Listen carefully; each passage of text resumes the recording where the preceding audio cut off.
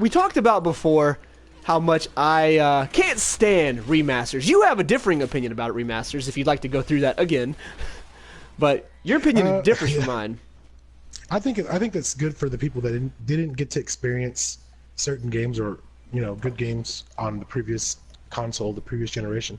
And there's a lot of new gamers to PlayStation that were on Xbox before or were on Nintendo before or something, and it gives you a chance to try a game like The Last of Us, which I think everybody should play at some point, or Uncharted 1, 2, and 3. If they made a definitive edition for that, I'd buy it in a heartbeat. I still own the 3 on 1, 2, and 3 on PS3, but I would buy it for my PS4 so I could play it again and get some more achievements. Try to platinum that shit. That would be fun to get new achievements. Anyways. But yeah, you pretty much take the stance that you think that there are some games that have been made throughout history that are worth every gamer should play. And you use a lot of the cornerstones, like every gamer should play Mario at least once so they understand the origin of modern gaming. Every gamer should play Pong at least once. Every gamer should probably play Tetris. And then you have the new age, every gamer should play Metal Gear Solid, every gamer should play Uncharted, every gamer should play Last of Us. These are defining keystone games. And I agree with you. I think, because technology changes, and let's just say with enough time, the average gamer can't get an NES now. So the only thing they can do is play it on their PC or play it on their new console. So yeah, a remaster makes sense if it's affordable. That's usually my biggest thing. Is that sometimes I think they overcharge for them. But my attitude is I think they're rehashing more than remastering, because some games they just create like a game, they just remaster a game, and you go, why? Like what does this game offer except that it was successful? Like I can't wait till they just remaster Modern Warfare. And you just get Modern Warfare again for PS4, or, excuse me, Xbox One or something. And I'm surprised they haven't done that yet, to be honest. Well, they don't have to because they keep making this. They keep making Modern Warfare. They just call it a new thing every year, and everyone buys into it. And they just that's why they don't have to. But they might because everybody keeps saying I want to play Modern Warfare again. That was the best Call of Duty ever, and nobody ever plays it. Like nobody ever remakes that exact game. They just put them out there and say, hey, we brought, remember these old maps you love? And you know how lazy we are and don't want to actually make a new map? Here's your favorite map again, $20. Like, that's what they do.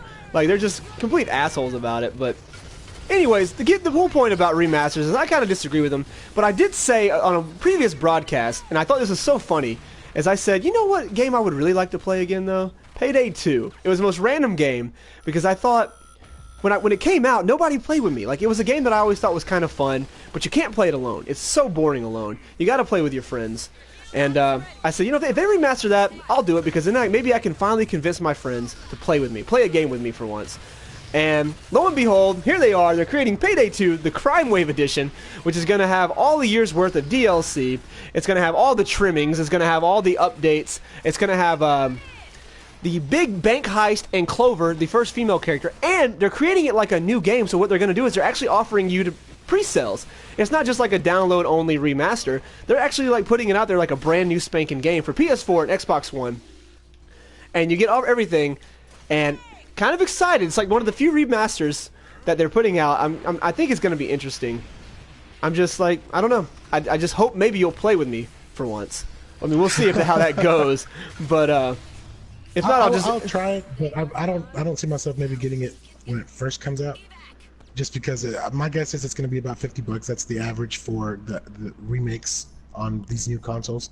And it seems like a game that, to be honest, is pretty cool. But it'll probably end up being on sale pretty quick. In a month or two, you probably get it for $10 or $20 less. See, I hope so. My guess is going to be $39 because the games you said about $50, the average. You mentioned, or before you mentioned when we had to repeat ourselves, Last of Us. Raider, yeah. But see, those were defining games. The Tomb Raider, the new one, had redefined Tomb Raider. The Last of Us had redefined gaming. It's like Payday 2. It's just a fun game. So $50 out of the box for a remake, to me, is just ludicrous. Now, I think they'll go $39. We have a bet going, and the loser has to buy the other person the game. That's the bet we have going. Hopefully, I win. Like, you're hoping I win, because I'm hoping I win too, because I don't want to pay $50. Dear Lord. I'm not gonna buy that game for $50. But anyways, I just thought it was a little tidbit of information. It makes me wonder, because I'm conspiracy minded, if what's going on here is they're listening to the TOG show, the Ordinary Gamer show, and they're trying to figure out. You know, they know that I deep down they're like, you know who wants Prime? You know who wants Payday 2 so bad? EC Rooster. Let's just like completely mess with them and put it out there. And a little excited, but make you change your entire stance on the whole rehashing remakes. Yeah, I'm the last consoles. bastion of hatred for remasters. And they're like, we gotta find a way to convert this guy. We can convert this guy. We've won the world, and that's what I think. That's what they're thinking. But yeah, they're gonna have you saying, I hate remasters, but except for that game, except for Payday, you know that one's cool, but everything else, screw that shit. like, so I'm trying to think right now the most obscure game I can find that they'll. By the way, are you on the Twitch? By the way. Yeah, it's Bosnian. Oh, What's the up, one Bosnian. How's it going, Shout man? out, bro. I can't read any of his comments, but I'm reading him. He's asking if you're playing a custom game. yeah, he can join in if he wants. I mean, is he on? I'm not sure. He just asked if you were playing a custom game. I'm not sure if that means he can't join or. I have to invite him either way. Yeah, I'm playing a custom game, Bosnian. I'm trying to. I can't play and talk at the same time seriously, so I have to play custom games because I can kind of dick around, and that's kind of the main thing. But anyways, I'm super excited about Crime Wave. But I'm trying to think to prove my point. If they're really listening, I want to think of the most obscure game that I want remastered. That I don't really want remastered, but I just know that. Okay. If they do it, I'm gonna throw that out there then, because I have one that I would love to play again, but it's from the original NES, Faxanadu. I think I've mentioned that before, and you thought I was making up some fucking weird ass game. I'm still convinced you made that up because you sent me a Dude, that Wikipedia game page. was awesome. As That game proof. was awesome. For those of you who don't know, our first episode ever, we were talking about remakes, and Ender said there's a game called Faxanadu. It was the game, and I said that's not a real game. Lo and behold, the next day he sends me on my Facebook a complete Wikipedia page for this game. And I am convinced, because Wikipedia is a public dictionary essentially, I'm convinced Ender just made a Wikipedia page and made some poorly 1980s graphic art and called it Faxanadu, and he's pretending to me this is a real game, because I have never seen a screenshot, I have never seen this game, I've never heard of it, and it's the most obscure game I've ever heard of. I think you're lying, but that's just what I think. I'm telling you, man. Hopefully they're listening. Somebody remake this game. I want to play it again. I'll pay for it. I'll Kickstarter you. I mean, just let me know what to do. I'll tell you what. The Bosnian says remaster Crash Bandicoot. Oh, you know what? I know Naughty Dog. Naughty Dog has gone out and publicly said they're never going to work on anything like Crash Bandicoot again. So if they ever got a remake of that, it would definitely be it'd be contracted out to some other developer to do. But I don't see them doing that, to be honest. Well, I think they've grown up. Like, I think if you look at their tier of gaming, Naughty Dog is they're the company that has grown with gaming. That's why they're so successful. They understand the gamers are no longer 8-year-olds, but when they started, gamers were 8-year-olds. So they created an 8-year-old game, and now they understand gamers are 24-year-olds, and they're like, yeah, we feel that way too, and they've stuck with what's becoming games, and bless them, because I mean Naughty Dog is just hands down the best console company. We've talked about this. In my opinion, they're the best. You can't judge them. You can't compare them with any other company in terms of console gaming, console specific gaming, and I mean like PlayStation 4, Xbox One, whatever. They're the best because they just make high quality games.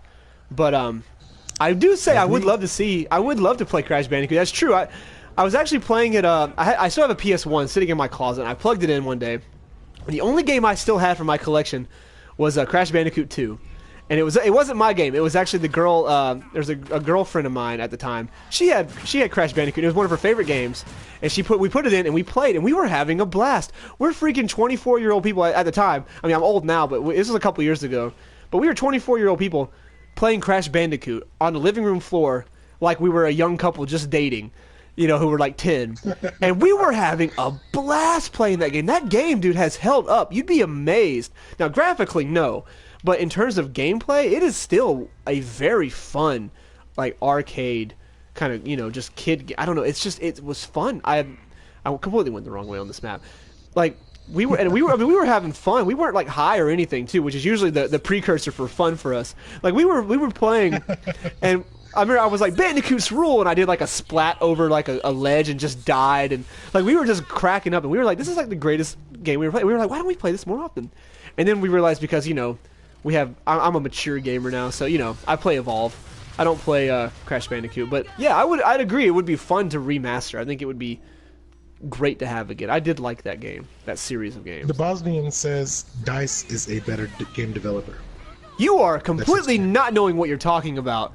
DICE is just a solid. I'm gonna say, depending on what Star Wars Battlefront 3 is like, I may end up agreeing with you. Because if I love that game, then I'm gonna be riding DICE's dick forever.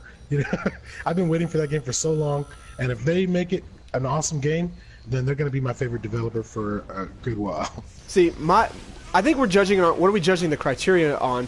My criteria is this. Naughty Dog takes their time, and they create a new property pretty much every console. And when they do, it's great. It's always great. DICE is a crapshoot. They create Battlefield, and then they'll go and create something like Battlefront. And the problem with them is that they don't create new, exciting, game-changing games every time they make one. Naughty Dog has done that for the past 6 or 7 years. They've created a game-changing game. I'm just saying DICE might be a solid developer, but the best developer? DICE has one big, huge problem standing in its way to becoming a great developer. And we know what that is. Yes. EA. EA, yep. That damn publisher who we can't stand. We can't stand publishers. Like we mentioned before, there might be a good one, but who knows? I've never heard of one. Yeah, EA Rockstar. That's a good one. Bosnian says Rockstar. They make Grand Theft Auto. They do awesome at it every time. They make their cash cow. Yeah. I'm judging it on not just not replayability, not the goodness of the game itself. It's the overall company. If we were as an entire package, Naughty Dog makes the best because they make a great game every time, and it's a different game. You know, Grand Theft Auto has its formula, and while they work hard to, you know, make it fun every time, it's Grand Theft Auto. Now, granted, Rockstar did make Red Dead Redemption. They do make other games, but there's kind of an open world formula there. You can kind of see the formula. Red Dead Redemption is Grand Theft Auto in the West. Like, let's be real. You know, it was fun. Let's be real. Like, it's Grand Theft Auto of the West. Every game they make is pretty much a Grand Theft Auto type of game. But the thing about Naughty Dog is they make a different game every time. That's what my criteria is that they make a quality product, and they make a different quality product. A lot of game companies are not creative like that. They are still creative. For being such an old company, they're still creative, and they don't want to. And here's the thing, like you said, they refuse to go back to Crash Bandicoot. That tells you they want to make the best new property every time they make a game. They don't want to go back and rehash anything. They don't want to do it. That's their culture. They're like, no, we want something new. We want something great every time. And that, to me, is why they're the best, because they're still innovative.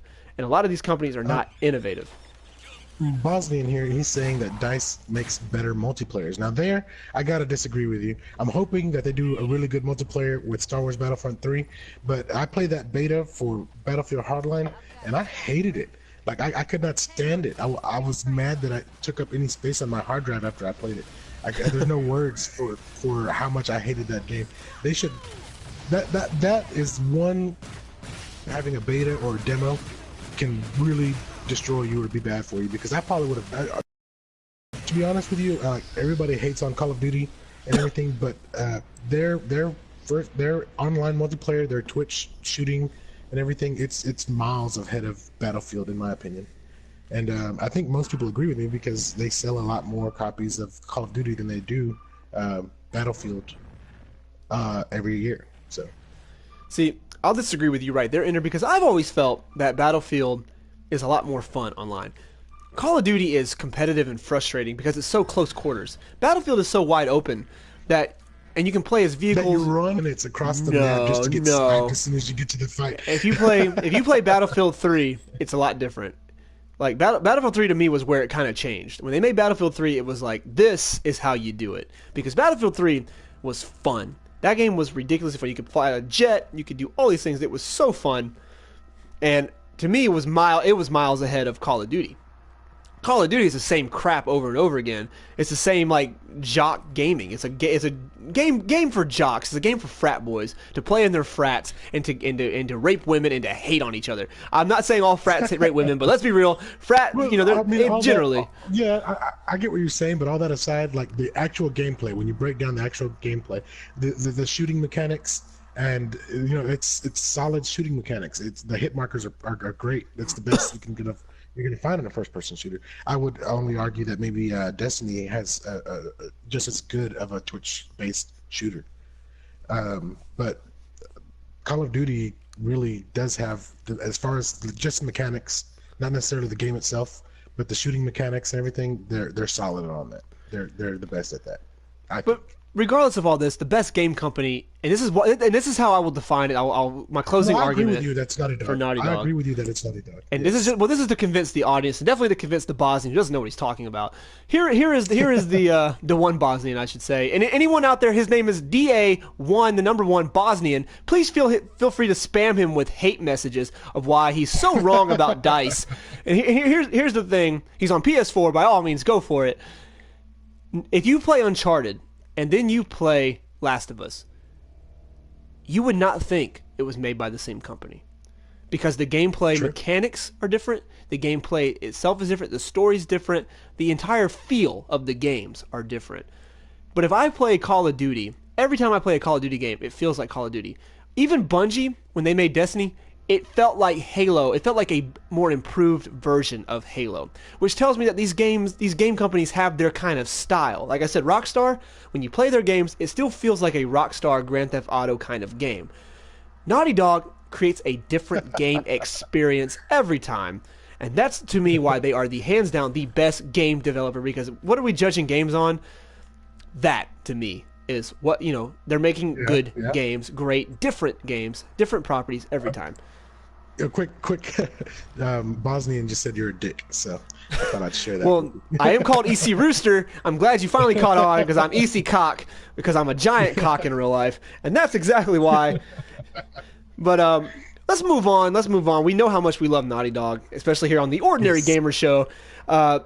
Minecraft has sold 500,000 downloads in Japan, which is just a small drop to their 30 million worldwide.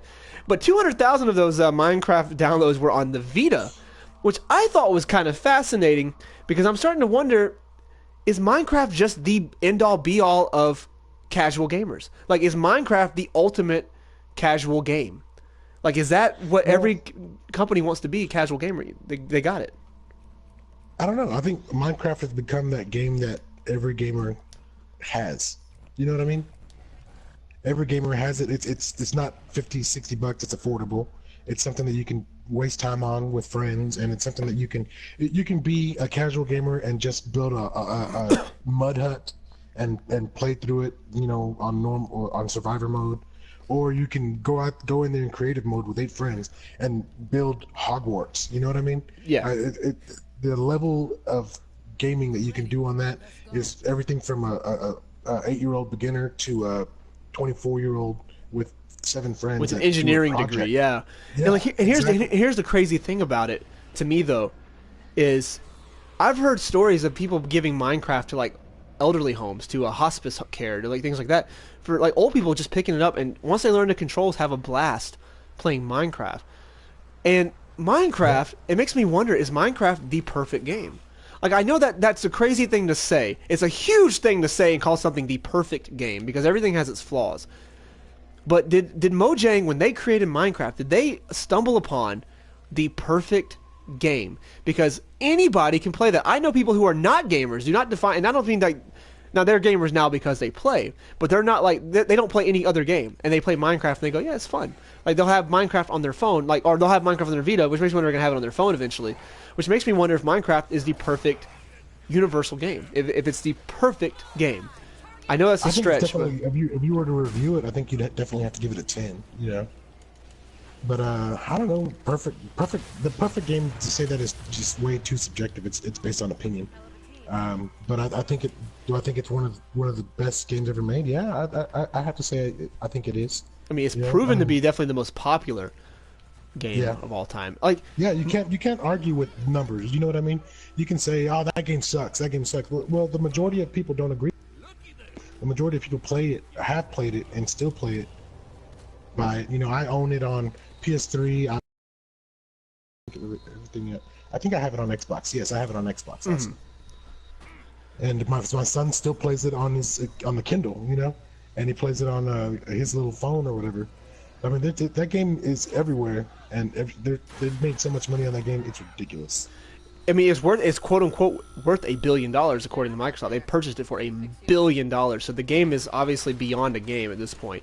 Here's my take on it. I think it's the perfect game, and here's why. Because it's not a game at all. It's your imagination. Like, it's the perfect game because it didn't set out to tell you a story. It didn't set out to define gaming. It didn't set out to give you new mechanics. It is building blocks. It is what everybody does when they're born and they're around the age of 4, when they can sit up straight and they can kind of start imagining things. They sit in their room with their action figures or their building blocks or a crayon, and they just imagine. And I think it's the perfect game because it is the basis of all games, which is imagination. You just pretend. Yeah. It's pretending. So the game is beyond the game. It is building. It is a interactive building blocks that you can, you can do anything. You can have electrical engineering in it. You can have, grids. You can have lights, and you can build also just, 3D versions of things you like. To me, it's the perfect game. The numbers, aren't lying. I just thought it was a little tidbit to throw out there. I just think it's fascinating how it's going everywhere. It makes me wonder if, Minecraft apparently is the game that all games have always wanted to be, and it's so funny that they just happened. You know what I mean? In our generation, that we got and the thing is, Minecraft, even though everyone loves it, no one ever says it. It's one of those games that no one ever says anything bad about, and no one ever says anything great about. They're just kind of like, it's Minecraft.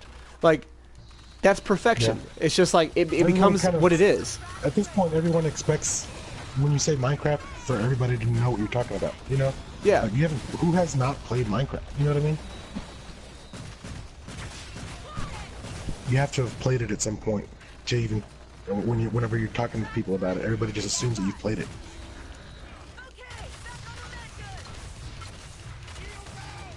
That was actually the game that made indie games much more pertinent on consoles. Because it showed people that, number one, an indie game can be a great game that everybody has to buy, and number two, it showed developers that indie games can make you some money, and indie games can be a lot greater than all these super expensive AAA games. Yeah. See, I think that's in that case. Then we can say Minecraft is one of the few games that actually legitimately has redefined gaming. It has redefined the way we look at games. Kind of the way an indie movie back in the 80s would redefine the way we looked at indie films. I think a great example of this would, not to compare them, but Nightmare on Elm Street was an independent film when it was released. Miramax was an independent company at the time, and it did so well financially that it showed studios. That's why a lot of studios now have Lionsgate Films, or they'll have Fox Searchlight. They have their quote unquote indie studio because they realized there's money to be made there. So I think, yeah, Minecraft, I think you're right. I think Minecraft did that for gaming. But we're not going to go on Minecraft. We know what Minecraft is. Here's another thing. I know you're excited about this. House of Wolves, which is supposed to be released somewhere between April and June, which makes me think May, because that's just kind of a dumb thing to do. It's pick a number between 20. We're going to release sometime between 20 and 22. Oh, you mean 21? Just say 21. Apparently it was leaked by the same guy who you talked about before. He leaked a... the images and stuff from the... Yeah. Yeah, from the new from the DLC. He's saying that there's going to be a new social area. The Reef is no longer just going to be that little annoying thing that sits there that has a cutscene and that's the only reason you go to it. Is that they're actually thinking, he said, according to him, they have a screenshot that the Reef is going to be a new type of tower. It's going to be a place that gamers can go to, Destiny players can go to and kind of hang out and chill. I think that's pretty sweet. I'm excited. If it's believable. I mean, if it's to be believed, but I think it's nifty, but I don't really see the point. Unless you have something there that's worth doing. Well, I mean, yeah. Well, suddenly you have different factions, and you have a bunch of other stuff that you can level up.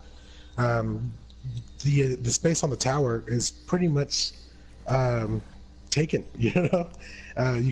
When you add DLC, like when they added Eris for the house, I mean, not House of Wolves. Is that House of Wolves? This last DLC?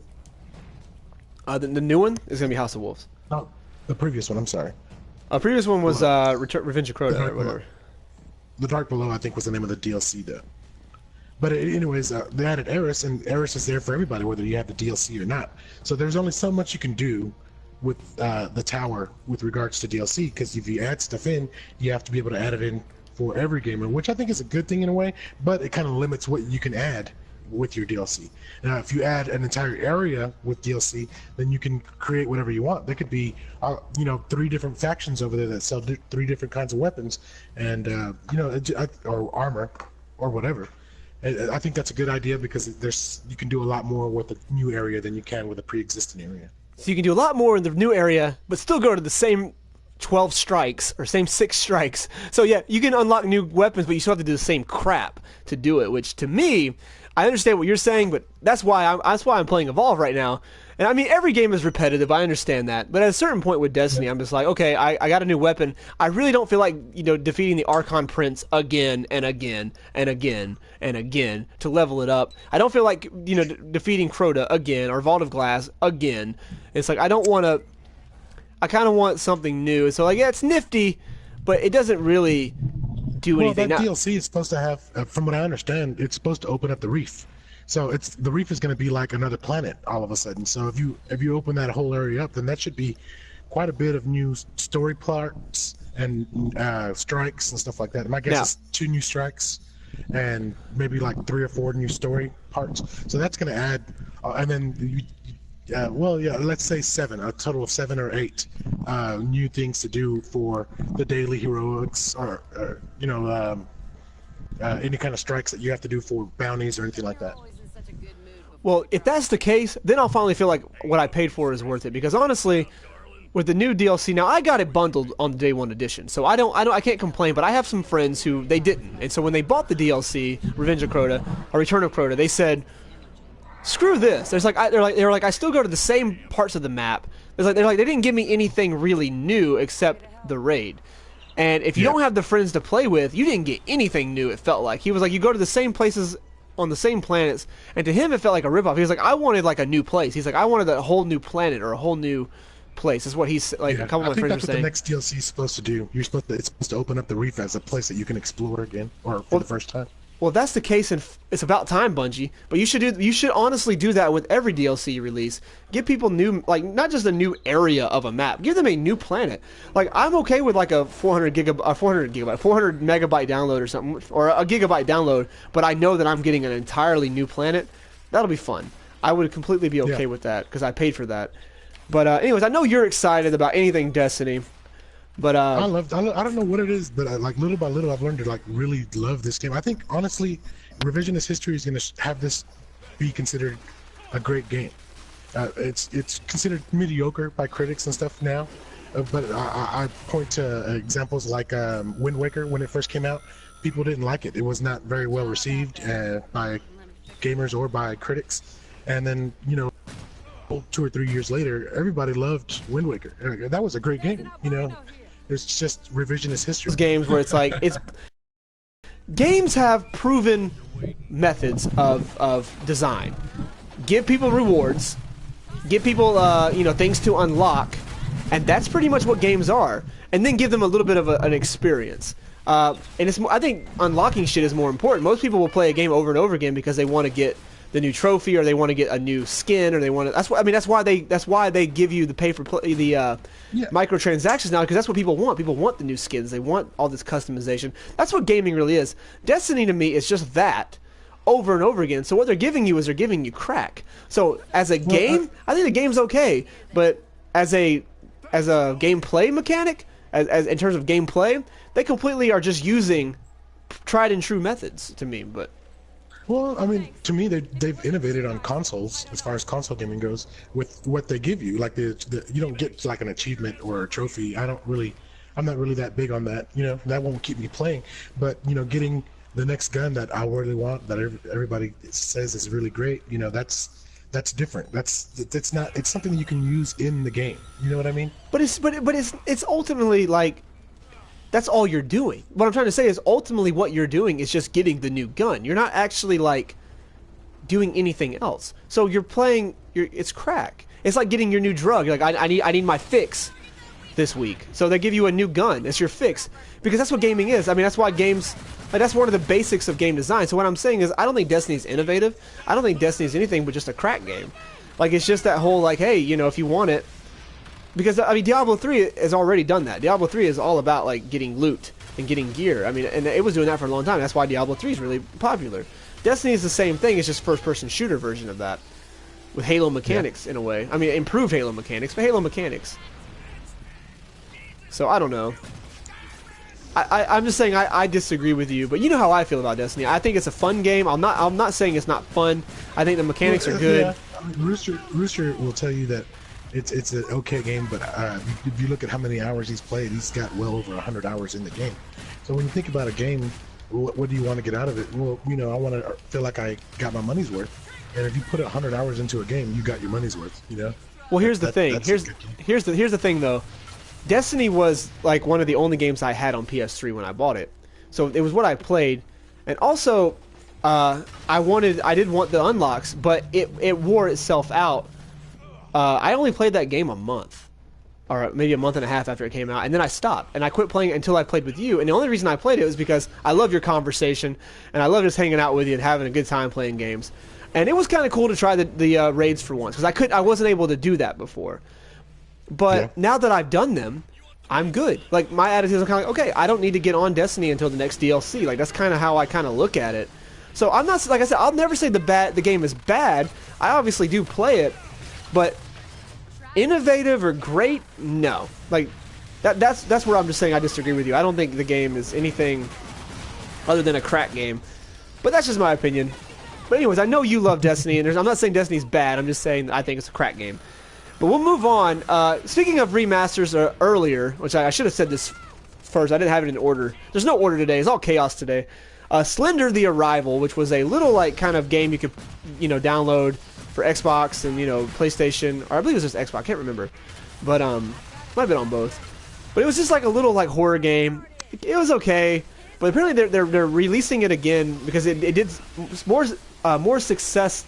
It garnered more success than what they thought. They're releasing it again on PlayStation 4 and Xbox One. This, to me, is an example of the opposite of what we were talking about. This, to me, is a rehash. This, to me, is an example of when I think a game is like, come on, you don't need to redo this.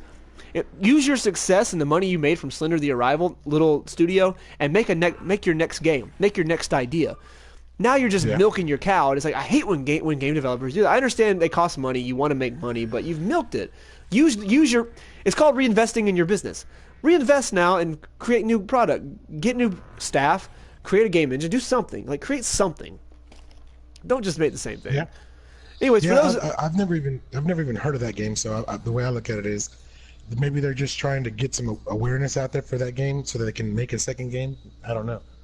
What they're doing is trying to get it out there because it made a decent amount of money, and they're like, okay, well, now we can just do it. Let's just do it again. Let's just port it again. That's what I look at, and to make more money, because people, like you said, people are going to be like, well, I don't have my Xbox 360 anymore, but I guess I'll buy it again, because it'll be like $10. It was $10 new before, so it'll be like, you know, $6 or $10. So they're just making a little bit of money. But my attitude is, I'm like, because it was so successful, why don't you just go ahead and start making something new? Also, maybe you can't make anything new, because the reality is your game, Slender the Arrival, you stole the property from something awful for him, or wherever. I think that was the origin of Slender Man. So you didn't even create the character. You just took what was a meme, what was like a thing that was created on the internet, and made a game to it and got money. You're not creating anything new. So my attitude is like, go out there and prove your mettle. Go out there and do something innovative and do something new. But anyways, for those of you interested, it will be released on PS4 and Xbox One on March 24th and March 25th, respectively. If you want that crap. If you want to just buy something that a person didn't even create, they just completely stole someone's idea and made a game, which is just lame to me. But yeah, that's there. I guess we should talk about it. I guess it was noteworthy, but mostly because I hate rehashes. This to me is an example of when it goes wrong. That's a perfect example of something that didn't need to be remade that got remade. Because you're lazy and you don't want to create something new. Because come on, guys and girls who work at this company. I don't know the studio. I have it in front of me. But I know that you guys love games. You went to school for it. you went and started your own company. You have ideas. You love programming. You love design. Then do it. Do something innovative. You know, be like the guys who are making Every Man's Sky. Who made the other game. I can't think of the previous game they had. It was kind of successful, but like they're creating something new. They're innovating. They're still a small indie, and they're like, we want to create. We want to create. You know, Naughty Dog still wants to create. Like, go out there and create. Like, don't just rehash. We don't need it. We don't need an indie developer that's just like Call of Duty. We don't need that. You're an indie developer. Go do something fun. Go fail, because I promise you, you're gonna push the boundaries of gaming more than you'll ever know. Indie developers are the most important in terms of creativity, in my opinion, because they always try something strange. You know, they want to do something different that they can't do. Anyways, we'll move on from Slender. Screw Slender. And here's something I know you're also excited about, which it's news that I have no idea what it means, because I don't know anything about the game. But from February 27th through March 9, Final Fantasy XIV: A Realm Reborn will be offering a free login period. Once again, they're offering everyone a free login period from February 27th to March 9th. The reason they're doing this is because they went from 2.5 million users to over 4 million in less than a year. So what does this mean? Like, what does a free login period mean? Because I know you played the game. Well, when you buy the game costs, I think it's still $40 if you buy it digitally. I don't think you can buy a physical copy of that for PS4. But you buy the game, and then you have to pay $15 a month to play it. So now, when you buy the game, I want to say you get a free month anyway. So this is more like for people that already have the game but stop playing it. Because you're like, that's what I did. I played it, and I played it for 2 months, and I stopped playing it really just because I didn't want to have to pay $15 a month. I'm not saying it's not worth it. They're constantly updating and adding on to it. It's like you're getting DLC every other week for that game, which is great. But I mean, paying $15 a month is just, it's not gamers or PC game value, I guess. So I couldn't really get my head wrapped around it to make it worth it. But they'll give you another, what is that, 2 weeks or something? Yeah, looks like about 2 weeks. It's something worth it. For those of you that have never played that game, I would tell you, like, what you're just saying about crack, that game is crack. Like, you get so addicted to playing it, it's crazy. I mean, I spent I don't know how many hours working on the story. And then all of a sudden I decided, well, I need to level up this character. So I started working on leveling up my fighter, and then I was like, oh, well, if I had better armor, I could level up better. So I started leveling up. Like, you can make armor, like you know how Skyrim is, where you create armor. You can level up your armor making also. So I maxed that out. Took me forever, and then I started thinking, well, I need leather. So I started maxing out the leather stuff. I mean, you get really addicted really quick. And it sounds like micromanaging to me. Yeah, I mean, there's a lot of options. There's a lot of ways to play that game. When you play with friends, though, the cool thing about it is, like, one of you can max out on armor, because you can share and give your stuff to your friends. So if you max out on creating armor, you can create armor for yourself and for your friends, and one of your other friends can max out leatherworking. So they can create leatherworks for themselves and all your friends. You know what I mean? Mm-hmm. There's even cooks. You can be a cook, and you can create cool food that gives you awesome abilities, and share that with your friends. Or you can just buy it, and there's a trading system and a selling system in that game also, which I think is pretty cool. It's a good way to make money or get rid of the shit you don't really need, without just having to break it down and lose it forever. Here's the thing about all of this. I have no idea what a free login period really means. I mean, you just kind of explained it to me. But what I'm hearing, all I heard out of that was, hey, we have a game that's on a console. So here's my attitude about console gaming. You already pay for the internet in general. You already have a service provider. Most people who have online capabilities, so they watch movies online, whatever, because they're on the internet. And then you buy a console and they go, hey, by the way, if you want to use your internet that you're already paying for on our console, you have to buy our service, either PS Plus or Xbox Gold. Right, yeah. And now you're telling me that there's not only do I have to pay for Xbox Live or PlayStation Plus, and not only do I have to play... Wow, that was terrible. And not only do I have to play for my internet, I have to pay another $15 to play your game? screw you. Like, my attitude about that is, like, I understand, you mentioned something about PC. I understand if, like, when you have the PC, all you pay for is the internet that you're already paying for. And then you have your PC that you just bought, which is fine. You have a PC. But, and then you play something like World of Warcraft, and they go, by the way, you have to pay a subscription service for this. I understand that, because you're only paying for the internet, so essentially you're paying to play the game. I still think it's kind of crappy, but I understand it. But on a console game, to try to get away with charging me 3 times to play to just do what's essentially a hobby for most people, and not only that, $15 a month. Like, they don't have, like, why can't you just $50 a year or $40 a year? Like, 15 a month is ridiculous. Two things I will tell you about that is, like, for one, that game is not made for it's made for obviously just people that are doing this as a hobby, but it's made for people that are going to put a substantial amount of time into that game. I mean, you're not just going to play it for, it's not something you're going to play,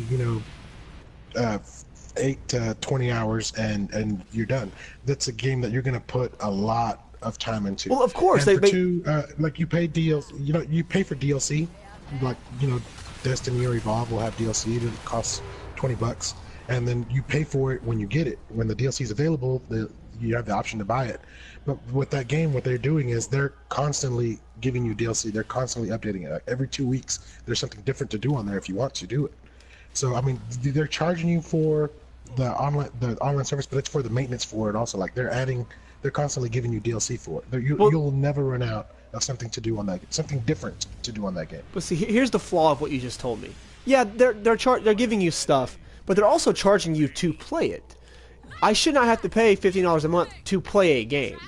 Essentially, it's like, well, in order to play this game, you have to pay $15 a month. So you're going to be out hundreds of dollars a year in order just to simply play this game, regardless if you want the DLC or not. If you just want to play the game, whatever. And of course, they're going to design it where it takes forever, because they want it to take forever, so you can buy, so you'll pay for it. Like, they want it to be a game that takes forever to beat, or forever, you can do so many hours into, because you can, and that's why they charge you for the hours. They go, hey, $15 to play it. Like, they want you to play the game because that's more money for them.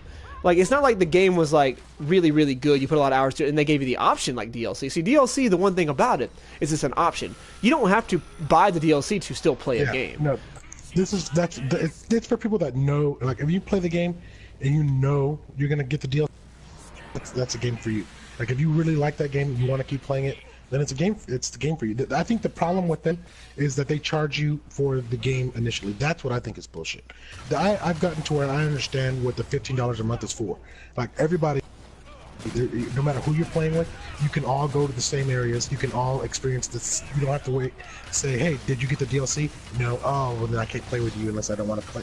Unless I can't play choose not to play the DLC that I have. You know what I mean? Mm-hmm. Everybody can go everywhere in the game. But what I don't agree with is that they charge you $40 for the game also. So you pay for the game and then you pay to play it. That's what I think is bullshit. See, I just don't agree with pay to play. Free to download.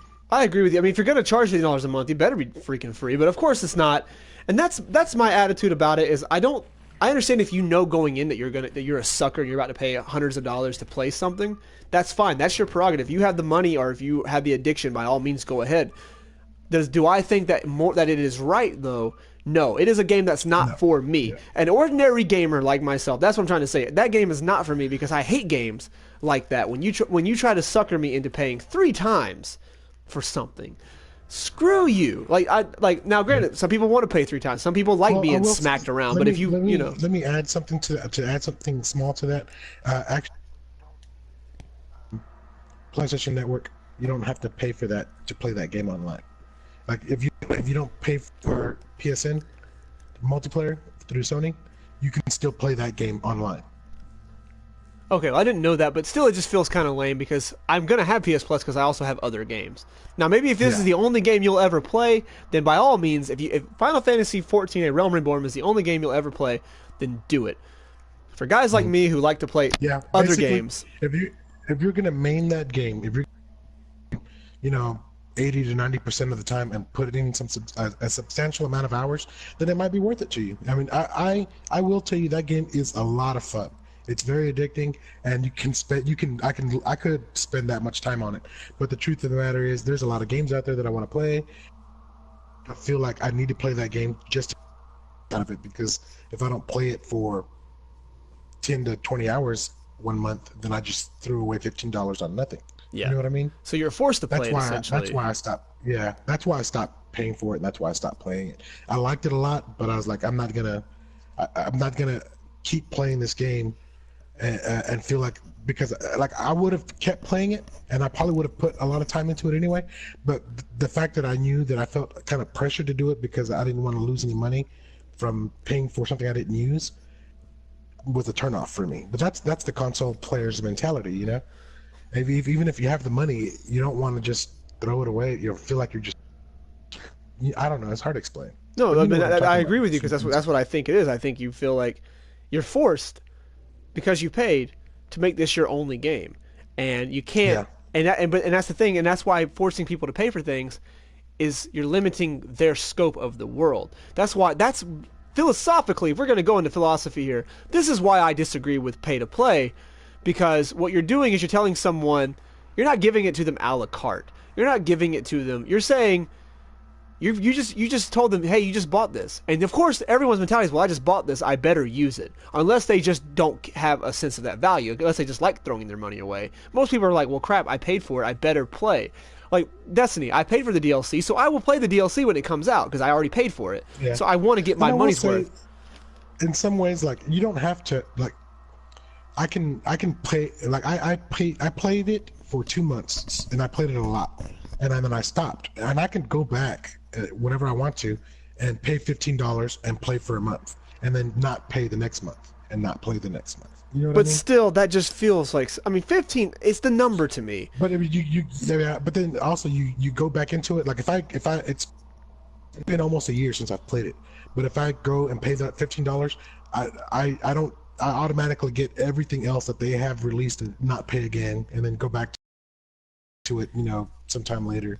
But it does kind of suck. I already paid $40 for the game. I've already paid $15 for a month, so they've already gotten, what is that, $55 of me. If I'm gonna be paying more than a new game for it. I'm gonna be paying $70, you know, for that game. See, that's what I'm trying to say. Like you just said, like, oh, I'll go back a month, just pay 15, and then I won't play for a couple months, and I'll go back another 15. But I'm like, that adds up. You just spent $30 for 2 months. Yeah. That's like you said, that's a new game. That is ridiculous. That's a different game. That's another game I could have bought with that $30. And like, it's just, I don't like the price. I don't like the force of it. But that's okay. I mean, once again, it's an option that's available. As any gamer out there, if you don't want to do it, you don't have to.